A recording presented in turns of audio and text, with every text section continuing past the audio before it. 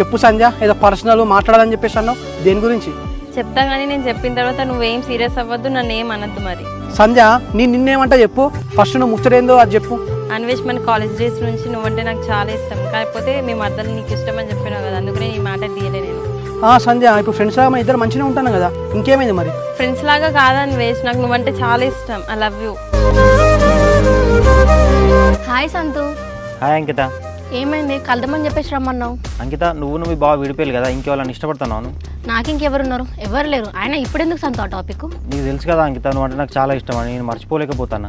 బా ఏంటి సంతు మళ్ళీ ఇది?